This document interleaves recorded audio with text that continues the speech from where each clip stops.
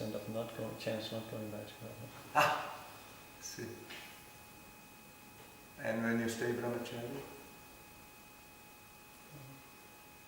I think something like very high percentage. I guess it must be rest. So, So the Prabhupada is saying 70% chance of not going back to Godhead. for the For unmarried. those who get married. Yeah. Then it must be at least bigger than that. Yeah, very big chance. Actually, both Bhakti Prabhupada and Bhaktisiddhanta Saraswati always encouraging this brahmachari life very much.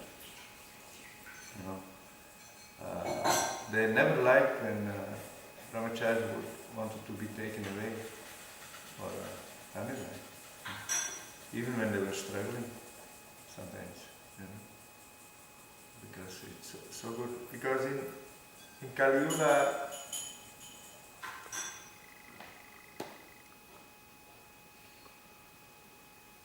nobody really encourages this. But actually this is the, if we can avoid this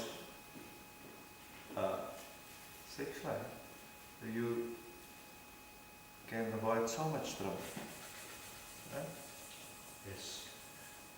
Oh, confirmation.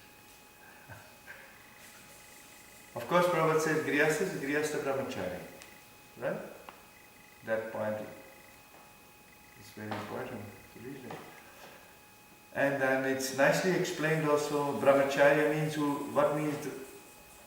it's not just controlling the sex life, because that's a natural product of a real brahmacharya, which means acharya, Brahman, who knows Brahman, who lives in spirit.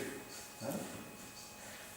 So in Krishna consciousness, the practice of brahmacharya is most powerful if we practice nicely Krishna consciousness, I think. Because you can naturally renounce this attraction to the opposite sex. Because of this easy, the higher taste comes in Krishna consciousness. And especially if we preach, connected preaching, the taste comes very fast. Am I right? Is it? That's my experience in India. I mean, such a taste I got over the years. Of course, their preaching is much more opportunities like here, right? Here you have to fight for it, but there it's natural. So glorious when you do it here, you get extreme blessings like mad. There's always my heroes, those who preach and distribute books in the West. The best person in the whole English. I cannot express my gratitude enough. It's true, it will be extremely appreciated if you can do it in the West.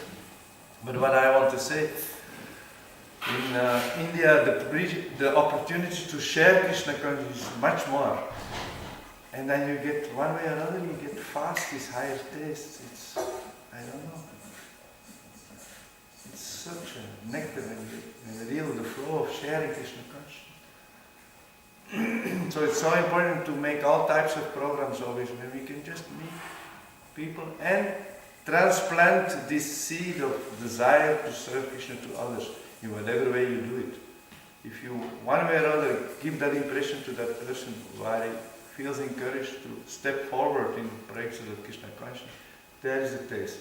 And as the taste is there, there's material desires culminating in sex desire that will diminish like anything. Or if it is there, sometimes then it really doesn't, you're not attached. You let it, sometimes it attacks you. Then you forget it again because you don't care. You know it's not important. But the body pushes sometimes. Right? But you're not getting you just because you have this higher taste, right? And that's what Narada Muni, he has super high taste, right? And that's what he understood these sons has to experience that. He could not see the material world, whatever is required in material world, as important anymore, Narada Muni, because he has so much love for Narayana. Narayana, Narayana, Narayana, Hari. Narayana, Narayana, Narayana, Hari. Narayana, Narayana, Narayana, Hari. Narayana, Narayana, Narayana, Hari. As the materialist has such a strong faith in his duties in the material world, the pure devotee has absolute determined faith in the glorification of Krishna and dedicating life to Krishna, and the rest is not important anymore. And these things always clash like mad. That's why preaching Krishna consciousness is not just an easy thing, but it's the glorious thing, the most glorious thing you can offer to human society, you can offer to your friends, you can offer to your family, you can offer to your government. There is nothing more glorious than offering Krishna consciousness. And that determination of pure devotees. So Narada Muni was cursed, but he never stopped doing his duty as a devotee. Despite all the criticism I will get, I will keep criticism. Don't preach like that, you disturb them, don't preach like that, don't be too straight. Sorry, it's not possible to stop this direct presentation.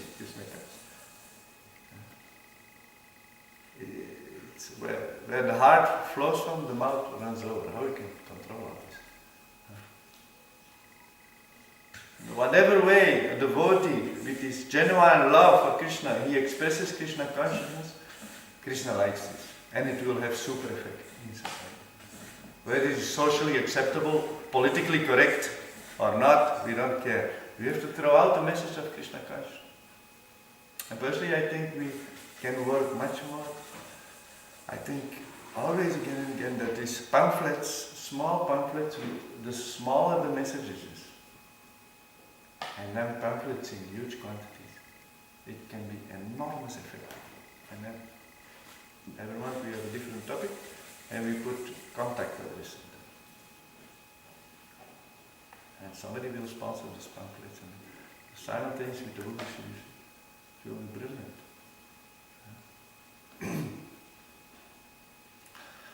So, on the last point I want to touch here a little bit.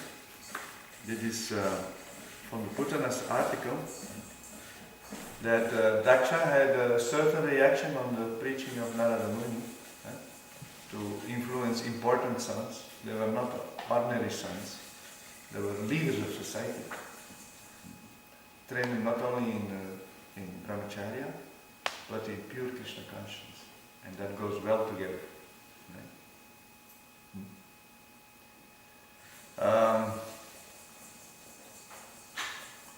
Narada Muni knows, he enters in all types of societies. He came on the court of Kamsa also, a super demon, right? But one way or another Kamsa could not recognize his tricks. That's nice. Yeah? But the resistance against Krishna consciousness is enormous, and we should know that. So the way we practice Krishna consciousness, we should become very determined and more convinced from all points of view that what we are doing is the right thing. And the more arguments you have why you want to do it, the stronger you become in Krishna consciousness. Because the attack on Krishna consciousness is enormous. And I want to just read a few quotes from an article written by Bhaktisiddhanta Saraswati, and I want to give some separate courses on this, because so much extremely important actually for our preaching. And so many things connected. The language is very strong. Just a few minutes.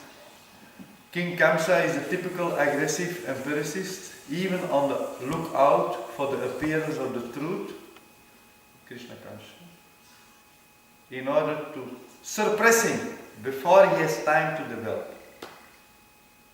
Kamsa is a typical empiricist. You know what is empiricism? It's the modern science. Everything is a product of matter, and we accept only conclusions which is a product of your physical observation, and the rest is dreaming. It's unscientific, it's irrational, and below average intelligence, and such persons who will never ever give any responsibility in society. That's the typical Kamsa. To keep Krishna out in the smallest detail.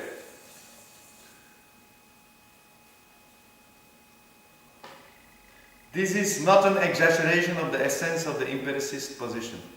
Because they allow religion, how you can criticize him so much? The freedom of thought. Time is up.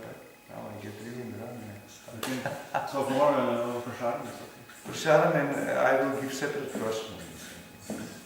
It's such a brilliant subject to discuss. Right? Yeah. How can I finish up? So actually they allow religion, but they take away the power of religion. They're so expert. So on these things I want to talk about that. It's very important. Because how important we have a good group here. How important to develop a master plan, a blueprint, and set up many more courses. We have good lecturers here. We have devotees who can give presentations 100 times more than we do now. Just a little bit more this substance network in organization. We have a very important responsibility. Hare Krishna. Any question?